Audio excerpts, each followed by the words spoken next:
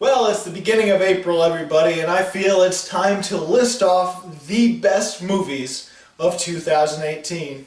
Sure, only 3 months have passed, but let's face it, January, February, and March, they're the best months for movies, and so I think we've already figured out what are the best and worst movies of 2018 already. Just screw those other months. They don't matter at all. So I definitely have the top 10 movies of 2018. The absolute best, and there's not going to be any other movie better than these 10. However, I do want to give some honorable mentions. Some honorable mentions would be Tyler Perry's Acrimony, which, granted, I haven't seen yet. I will see it by the time this video uploads, but I gotta make my video advance. Gotta get ahead of the curve. But I'm sure it'll be great. Tyler Perry's movies are always great. His comedies are great, and his dramas are golden. And looks like one awesome drama from Tyler Perry. And I have another movie for my honorable mentions. And it's not the greatest movie. It's an okay film. But I figure, hey, I'm uploading this in Easter. I might as well have an Easter movie. So another honorable mention is Hop, which is about a rabbit called Peter who's going to be the next Easter bunny, but all he wants to do is steal vegetables from some old dude's garden, and a new dude ends up being in the garden instead, and lots of ruckus and lots of mayhem. But it's a very fun Easter movie. Russell Brand is doing his usual thing, and he's pretty good at being an annoying rabbit. And I have to say, I hardly recognize James Marsden. He almost looked like the guy from Star Wars. What's his, General Hux? He kind of looked like him. James Marsden is pretty different in this movie. And I have to say, he had great chemistry with David Hasselhoff, who totally looked like a woman in this movie. Didn't recognize him either. Okay, but you're not here for the honorable mentions. You want to hear the best movies of 2018, so I'm going to give you the absolute best. Number 10 is A Wrinkle in Time. It is an epically great fantasy movie, fun for the kids, visually stunning. The CGI really works well with the live action in this movie. You can really tell that everything felt like it was really there, and the actors clearly knew what was there and everything. All the acting was great, all the characters were deep and complex, and a lot of really great diversity as well. And the fact that the evil creature, the monster, the it in this movie is just a amorphous blob, that's highly original. And I gotta say, best camera work so far this year, and some of the best child acting I have ever seen. Now, number 9 has to be one of the best horror remakes I have ever seen. It is Day of the Dead: Bloodline.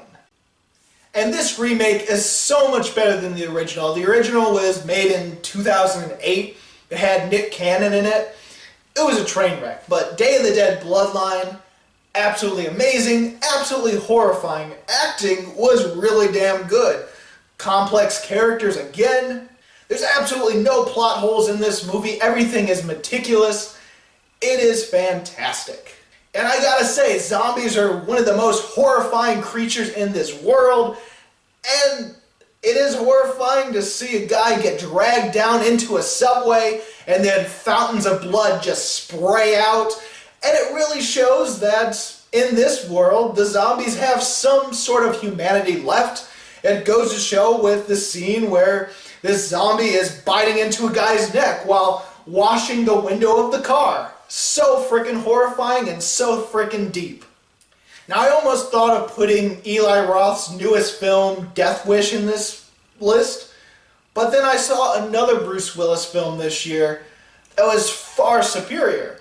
It is Acts of Violence. That is my number 8. It is a gripping story about human trafficking, much in the same vein as Taken, and very action-packed, probably even more action-packed than Taken. Now, Bruce Willis, he's not the main character in this film, but he is a side character, and he plays this very tired cop, and he's very convincing. I mean, let's face it, Bruce Willis is not one of those actors that would phone it in. And I'm sure he totally cares about a straight-to-DVD movie, this great indie flick called Acts of Violence. And by God, Mike Epps has range because he is the menacing villain in this film. And it's really fun to see a comedian as the menacing, very straight, maniacal bad guy. Alright, my number 7 is the first of many Christian films to be on this top 10 list, and it is Samson. Now, I do like me some Christian movies that are set in ancient times, and Samson is one of those films. Now, granted, it is one of the cheaper Christian films out there, but they make up for it in the great acting. And I gotta give them props for the costume design. Those beards, when they tried to emphasize how people age in this movie by giving everyone beards, it looks highly realistic. And let's face it, when there's a movie that has a scene where our main character kills 1,000 soldiers with just a jawbone, it's gotta be epic. The only reason it isn't higher is, well, it is a little violent for a Christian film, but hey, what are you gonna do when it's ancient times? Ancient times were more violent than they are now. My number 6 is the newest Clint Eastwood film, and it is the 1517 to Paris. It is patriotic. It celebrates 3 great American heroes that stopped a terrorist on a train to Paris. And it's made all the more realistic when they have the 3 real heroes play the characters in the movie. And when I saw them in the film, I thought, man, these have to be professional actors, right? They can't be the real people. These have to be real actors. But no, they're the real people. They did a damn good job. Now, I will say this. I hoped that the whole movie would be about the terrorist attack and on the train. And unfortunately, it is the last 30 or so minutes for a movie that's, is it 2 hours or is it under? I can't remember, but I do remember the movie being a little slow. Because we don't just get the train ride, we get the characters as teens or preteens, and then we get them in their college days and in their careers, and then we get their vacation before the train, but it was still very compelling stuff, and all led to the great moment at the end. And the great moment at the end, it surpasses everything, and everything evens out, and it just makes it a great film. My number 5 is the best animated film this year, and it is Sherlock Gnomes. Great voice acting, really great animation, really funny, really compelling mystery. They really brought the world of Sherlock Holmes into this gnome world, and they expanded on the gnome world. It's not just gnomes that come to life, it's also gargoyles and toys, and even food mascots. It's kind of like a better version of the Amazing Food Fight. Number 4 has to be one of the greatest heist movies I have ever seen. And it makes sense given that it's the director of some of the Fast and Furious movies, or at least one of them. Did he do multiple ones? I'm not sure, but it is The Hurricane Heist. Setting a heist movie during a hurricane storm? Genius. It's action-packed. Our main characters have a deep backstory. One of them is a meteorologist because of his father dying in a hurricane, and that hurricane forming into a skull to scare him for life. And it really shows that he can eventually come to copes with it and be unafraid of the hurricane when that skull dissipates at the end of the movie. It's very deep. Fun action, really great visuals. And I gotta say, the hackers, of course they have to have hackers in a heist movie, but they had to be the best actors I have ever freaking seen. Alright, my number 3 is a romance film. I'm not into sappy romance films. I'm not usually into chick flicks, but I have to say, this one was compelling, and it's not like I've seen this kind of film before. It is Midnight Sun. Now, supposedly this is a remake of a Japanese film, which I have not seen. I heard the Japanese film is even greater, so if it's really greater than this one, then I can't wait to see the Japanese version. And for those of you complaining that it's just everything and the space between us combined, screw off. It's totally different. I mean, everything is about a girl who has to stay inside because she is sick to the outside world. She can't go out there, otherwise germs could kill her. And this one is about a girl who can't go out into the sunlight. So yeah, totally different thing. Bella Thorne is an amazing actress. She was able to imitate a very awkward and unsure teen, and it makes sense given that she stayed indoors pretty much most of her life. And then her and Patrick Schwarzenegger, they have totally great chemistry, and you really feel for those characters and you really want the relationship to last.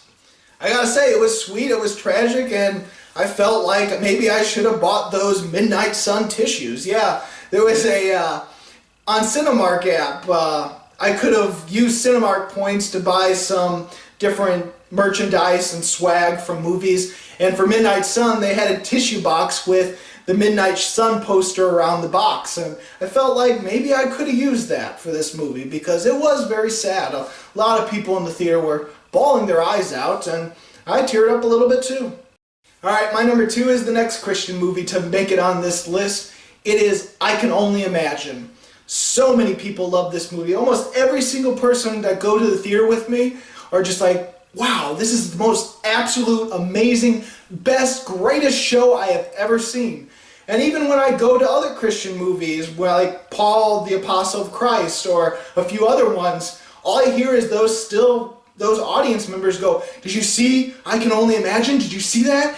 It is the best movie I have ever seen. It's just like The Greatest Showman was last year. But I Can Only Imagine, it's based off of a true story. It's based off of the guy who created the song I Can Only Imagine. And it's about his life and his struggles and what he went through in his life that created this majestic, beautiful, simple song. And yes, it's based off a true story, but I have to say the plot of this movie, highly original. I mean, it's about a songwriter, singer who wants to be a songwriter, singer, but his father disapproves and his father looks down on him and he's like, you're no son of mine, sort of thing, and abusive. And then he's like, no, I'm going to prove you right, Dad, and becomes a songwriter, musician, and everyone says, you're not going to make it, kid, you better move on back, you better go back home. And they're like, no, I can do it. And then through perseverance and courage, he has this one great song that really proves that he's great. I can't think of any other music movie that has done that plot line. But I gotta say, I'm holding my number 1 spot for a movie that I haven't seen yet. I know it's unfair, it's cheating, but I have to say, I just know this is going to be the best movie of 2018. It is God's Not Dead 3, A Light in the Darkness. Oh, excuse me, A Light in Darkness. I mean, let's face it, it's bound to be great. The first one was amazing. The second one, even better. And I'm sure the third one is going to be the best of the trilogy. There's no doubt in my mind that this is going to be epic. I mean, let's face it, the first one was about students persevering and proving that God is alive from this teacher who is belligerent and is just trying to get everyone to believe that God is dead and forcing his beliefs on his students, while the second one is about a different teacher who is being persecuted because she speaks about Jesus and God in class, and that is completely wrong.